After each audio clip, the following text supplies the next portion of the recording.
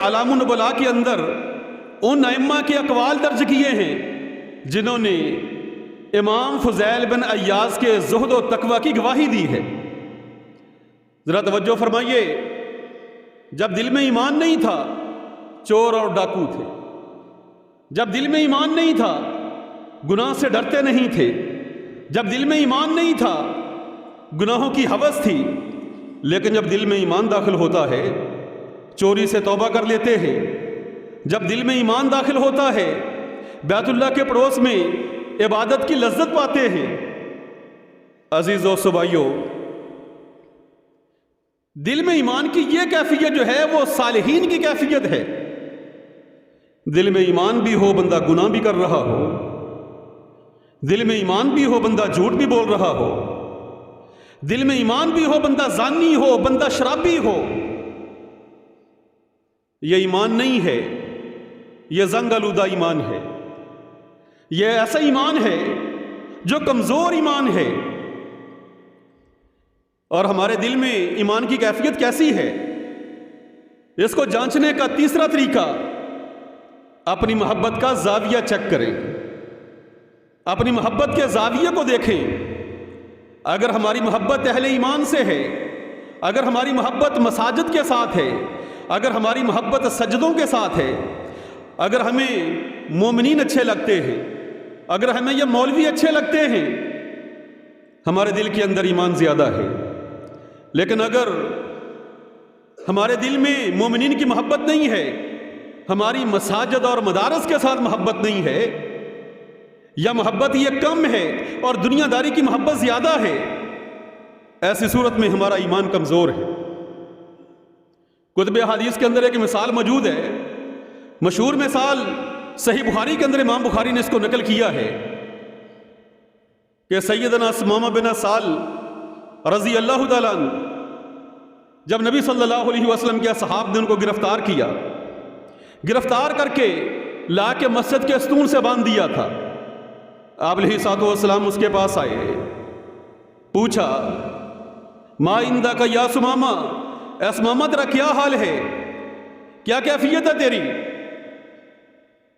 وہ تکبر سے کہنے لگا اندی خیر، میرے پاس بہتری ہے، ان تقتل ذا دم، اگر مجھے قتل کرو گے تو ایک ایسے آدمی کو قتل کرو گے جو خونی آدمی ہے، جس نے آپ کے بہت سارے لوگوں کا خون بہایا ہے۔ وَإِن تُنْعِمْ عَلَىٰ شَاكِرٍ، لیکن اگر احسان کرتے ہوئے مجھے چھوڑ دو گے تو ایک ایسے آدمی پر احسان کرو گے جو قدردان ہے۔ نبی علیہ الصلوۃ والسلام چلے گئے، اگلا دن ہوا، آپ علیہ السلام آئے، پھر پوچھا، اس نے پھر وہی جواب دیا۔ تیسرا دن ہوا، آپ علیہ السلام نے پھر ضیافت کیا، کہنے لگا میں جو پہلے بتا چکا ہوں کہ ان تقتل ذا دم وَإِن تُنْعِمْ عَلَىٰ شَاكِرٍ، مجھے قتل کرو گے میں خونی آدمی ہوں، اس کی پرواہ نہیں ہے، اگر احسان کرو گے میں احسان کا بدلہ دینے والا ہوں۔ امام الانبیاء صلی اللہ علیہ وسلم نے فرمایا اس کو چھوڑ دو، اس کو آزاد کر دو۔ صحابہ اکرام متعجب تھے، ایک گستاخ کے لیے عجب حکم تھا، لیکن تعمیل حکم بھی ضروری تھی۔ تعمیل حکم میں اس کے بند کھول دیے گئے۔ ثمامہ بن سال کبر و نخوت کے ساتھ چلتا ہوا مسجد سے باہر نکلا، اور باہر جا کے دیکھا چند کھجوریں ہیں اور وہاں پانی جمع ہے، ایک کھجور کے ساتھ ٹیک لگا کے کھڑا ہوا اور سوچنے لگا کہ یہ کیسا معلم ہے، میرا انداز گستاخانہ تھا، اس کا رویہ مشفقانہ تھا، میں اپنی زبان سے پتھر برساتا رہا، وہ اپنے سینے پہ روک کے اپنی زبان سے پھول برساتا رہا، میں ان کی توہین کرتا رہا لیکن وہ مجھے تکریم دیتے رہے۔ تعلیم خاموش بھی ہوتی ہے، خاموش تعلیم بھی ہوتی ہے۔ خاموش تعلیم قولی تعلیم سے کئی گنا زیادہ اثر انداز ہوتی ہے۔ قولی تعلیم میں زبان سے بولنا پڑتا ہے، میں زبان سے لیکچر دے رہا ہوں، آپ لوگ جو ہے زبان سے دوسرے کو سمجھاتے ہیں، لیکن خاموش تعلیم کے اندر زبان نہیں بولتی ہے، کردار بولتا ہے۔ خاموش تعلیم کے بانی بھی امام الانبیاء صلی اللہ علیہ وسلم ہیں۔ सुमामा बिन असाल को कोई हदीस ऐसी मौजूद नहीं है, किसी हदीस की किताब के अंदर भी ऐसी कोई रवायत नहीं है कि जिसमें यह हो कि आप अलैहिस्सलाम ने सुमामा बिन असाल को समझाया, बस आप अलैहिस्सलाम खामोश रहे। उसने खामोशी में नज़ारा किया। यह खामोश तालीम है। सूरज जब चमकता है, सूरज बोल के नहीं कहता कि मैं चमक रहा हूं। सूरज की तमाज़त और गर्मी ये बता देती है कि सूरज चमक रहा है। दरियाओं के अंदर जब तलातुम खेजी होती है, जब मौजों की तुग़यानी होती है, दरिया बोल के नहीं कहते कि हमारी तुग़यानी है। उनकी मौजों की तलातुम खेजी बताती है कि इस वक्त दरिया जोश के अंदर है। यह कौली तालीम जो हम अक्सर इख्तियार करते हैं, अजीज़ दोस्तों भाइयों, यह खामोश तालीम को भी इख्तियार कीजिए। मेरे बच्चे मुझे देख के मस्जिद में जाएं, मेरे बच्चे मुझे देख के झूठ छोड़ दें, मेरे बच्चे मुझे अपना आइडियल समझे, मेरा किरदार गवाही दे। वहां खड़ा सोच रहा था, आखिर वापस पलट आए, मस्जिद नबवी का दरवाज़ा क्रॉस किया, अंदर दाखिल हुए। आप अलैहिस्सलाम ने देखा, आपने फरमाया सुमामा तुझे तो छोड़ दिया था। कहने लगा मुझे अपना बना के छोड़ दिया, क्या असीरी है क्या रहाई है।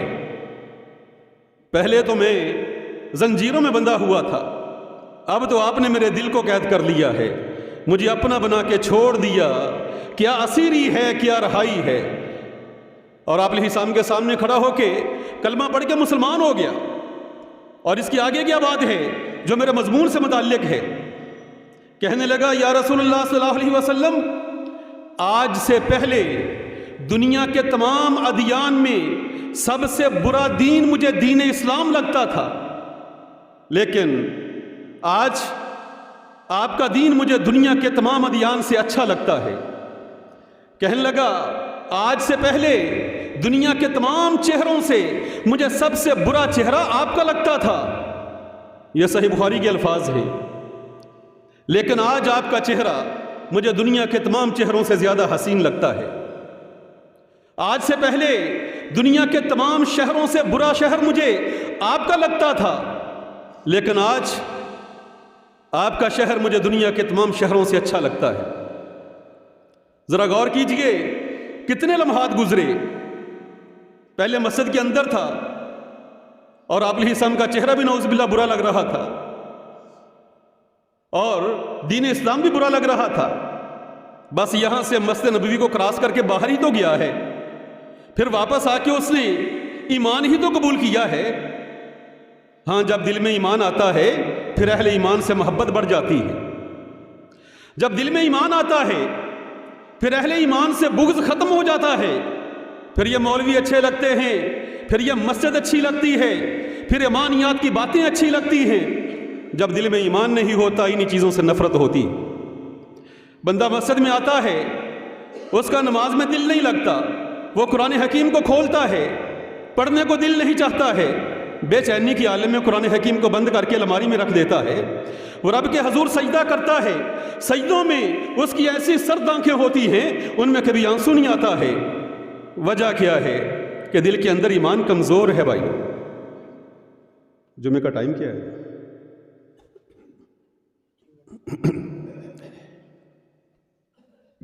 और दूसरी चीज है मुहासबा। ईमान लाने के बाद अपना मुहासबा करना। नमाज पढ़ें तब भी अपना मुहासबा करें कि क्या यह मोमिनीन वाली नमाज है। अब देखें ना कि नमाज पढ़ने के बाद हम क्या कहते हैं, बाआवाज़ बुलंद कहते हैं अल्लाहु अकबर, फिर इसके बाद अस्तगफिरुल्लाह, अस्तगफिरुल्लाह 3 दफ़ा कहते हैं। ऐ अल्लाह तू माफ़ कर दे, बारी ताला मैं तुझसे माफ़ी मांगता हूँ, ऐ अल्लाह मुझे माफ़ कर दे। भाई नमाज ही तो पढ़ी है, कोई चोरी तो नहीं की, कोई डाका तो नहीं डाला है, लेकिन नमाज के बाद बंदा कहता है अल्लाहु अकबर, अल्लाह तू ही बुलंद है। अगर मैं मस्जिद में आ गया मेरा कोई कमाल नहीं है, तू ही बुलंद है। और इसके बाद अस्तगफिरुल्लाह कहता है, इलाहुल आलमीन तेरी बारगाह में आया और सजदा भी किया, लेकिन जो हक़ बंदगी था मैं वो अदा न कर सका, इसलिए मुझे माफ़ कर दे।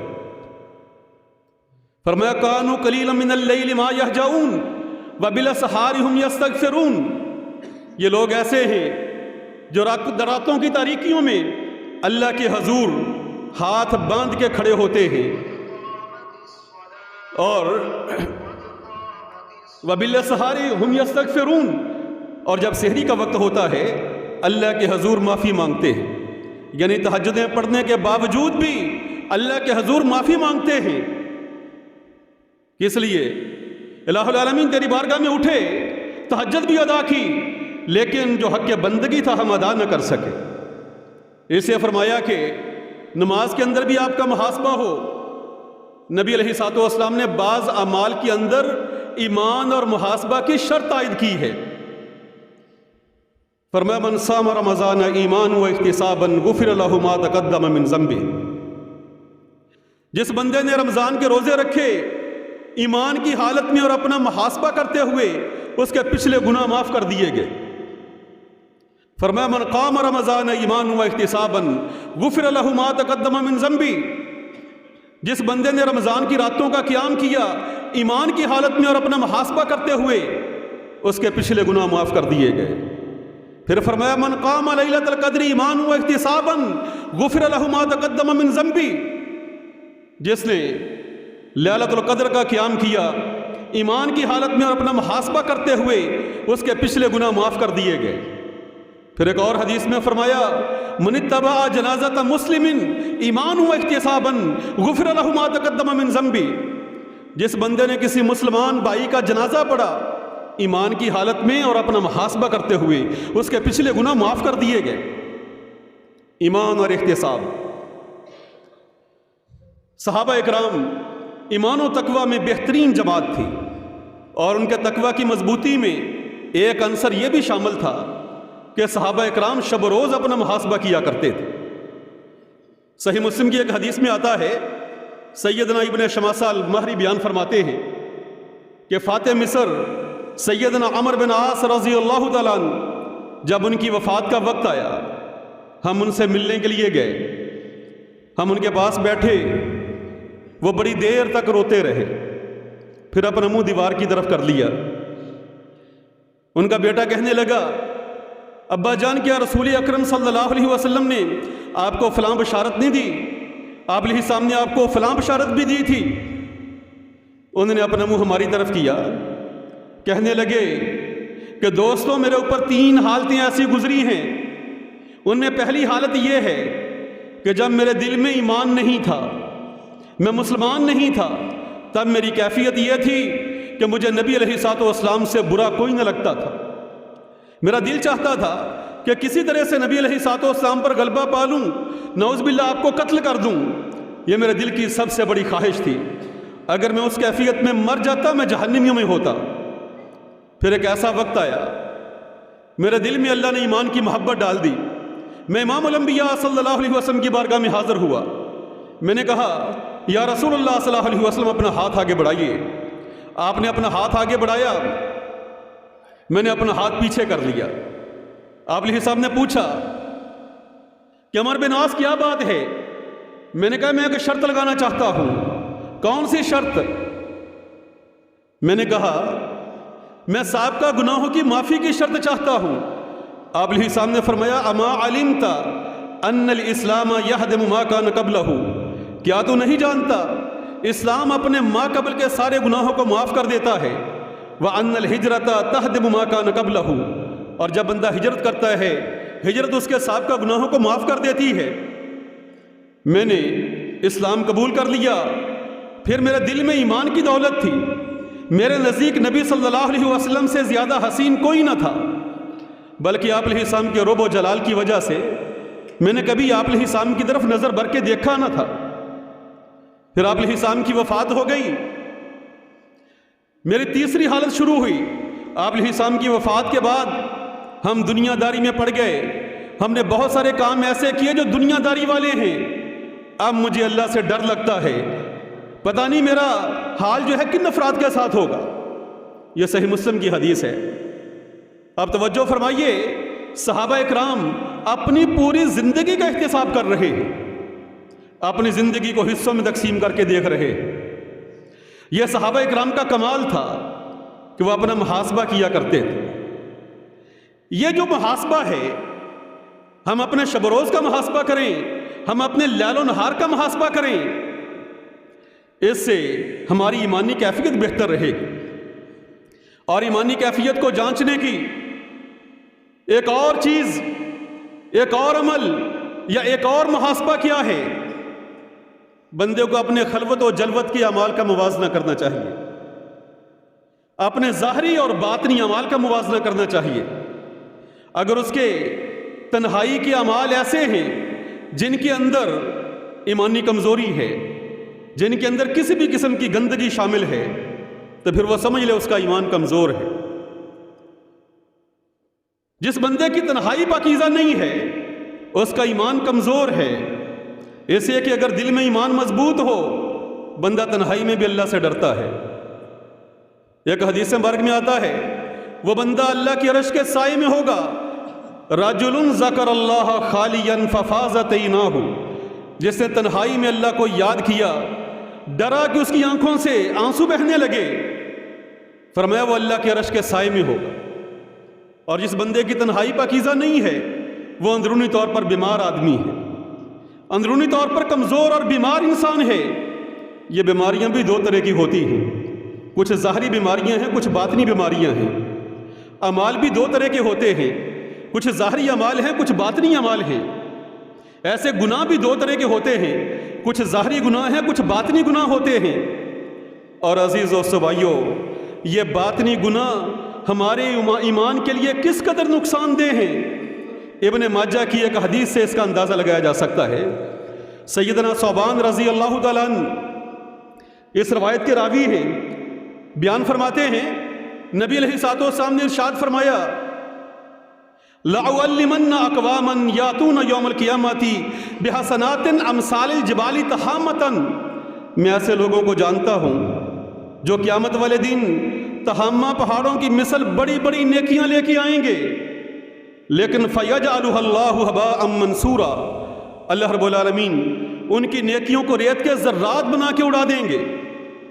فرماتے میں ڈر گیا، میں نے عرض کیا یا رسول اللہ صلی اللہ علیہ وسلم صفہم لنا، ان افراد کی کیفیت ہمارے سامنے بیان کریں، وہ کون سے لوگ ہیں؟ آپ علیہ السلام نے ارشاد فرمایا، اما انہم اخوانکم، وہ تمہارے ہی تو بھائی ہیں، ومن جلدتکم، تمہارے خاندان قبیلہ سے تعلق رکھتے ہیں، یاخذون من اللیل کما تاخذون، وہ راتوں کو ایسے ہی قیام کرتے ہوں گے جیسے تم قیام کرتے ہو، لیکن صرف ایک چیز ہوگی کہ وہ بظاہر تو نیک آدمی تھے، لیکن جب تنہائی میں آتے اللہ کی حرمات کو پامال کیا کرتے تھے۔ تنہائی میں ان کی آنکھیں پاک نہ ہوتی تھیں، تنہائی میں ان کے ہاتھ پاک نہ ہوتے تھے، تنہائی میں ان کا وجود پاک نہ ہوتا تھا۔ ایک آدمی اگر اس نے ایک دکان کو تعمیر کیا ہے، برس ہا برس کی محنت سے اس کے اندر راس ڈالی ہے، ساز و سامان ڈالا ہے، اگر اچانک آگ بڑھ کے سارے کا سارا جل کے خاکستر ہو جائے، وہ بندہ کس قدر دل گرفتہ ہوتا ہے۔ ایسے ہی وہ بندہ قیامت والے دن جو تہامہ پہاڑوں کی مثل نمازیں لے کے آئے گا، زکاتیں لے کے آئے گا، بڑے بڑے اعمال لے کے آئے گا، لیکن وہ اعمال سارے کے سارے خاکستر ہو جائیں گے۔ یاخذون من اللیل کما تاخذون، وہ راتوں کو رونے والے، تہجدیں پڑھنے والے، نمازیں ادا کرنے والے اپنے سب نیکیوں سے ہاتھ دھو بیٹھیں گے، صرف اس وجہ سے کہ ان کی تنہائی پاک نہ تھی۔ وہ ظاہر کے نیک تھے لیکن باطن کے نیک نہ تھے۔ ہم وہ بہادر لوگ ہیں، جب دوسروں سے ہماری لڑائی ہوتی ہے ہم لڑنے میں بڑے بہادر لوگ ہیں، لیکن ہم جب باطن میں اپنے نفس سے لڑتے ہیں، جب تنہائی میں ہمارا مقابلہ ہماری ذات سے ہوتا ہے تو ہم ہار جاتے ہیں۔ ہم وہ بزدل لوگ ہیں جو بظاہر نیک ہیں، لیکن تنہائی میں ہم اپنے نفس کے ہاتھوں ہار جاتے ہیں۔ جس دن ہم نے اپنے آپ سے مقابلہ کرنا سیکھ لیا، جس دن ہم نے تنہائی کو بھی اپنے آپ کو پاک کر لیا، تب سمجھیے گا کہ ہمارا نفس ہمارے تابع ہو گیا ہے۔ دنیا کے سب سے نفیس ترین انسان امام الانبیاء صلی اللہ علیہ وسلم ان کی تنہائی بھی پاکیزہ ترین تنہائی تھی۔ آپ علیہ الصلوۃ والسلام کی 11 بیویاں تھیں، اور یہ 11 خواتین نبی علیہ الصلوۃ والسلام کی نگران بھی تھیں، اور آپ علیہ الصلوۃ والسلام کی محافظ بھی تھیں، اور آپ علیہ السلام کی رازدان بھی تھیں۔ اور ان 11 خواتین کی گواہیاں سینکڑوں احادیث کی صورت میں کتب احادیث کے اندر موجود ہیں۔ وہ گواہی دیتی ہیں کہ دنیا کا سب سے کامیاب ترین انسان تنہائی کے اندر بھی پاک تھا جیسے ظاہر میں پاک تھا۔ جمعے کا وقت چونکہ ختم ہو گیا، بلکہ میں نے کچھ زیادہ ٹائم لگا دیا، اس کی معذرت چاہتا ہوں۔ پھر کبھی موقع ملا تو انشاءاللہ یہی مضمون آپ کے سامنے بیان کروں گا۔ وما علینا الا البلاغ المبین۔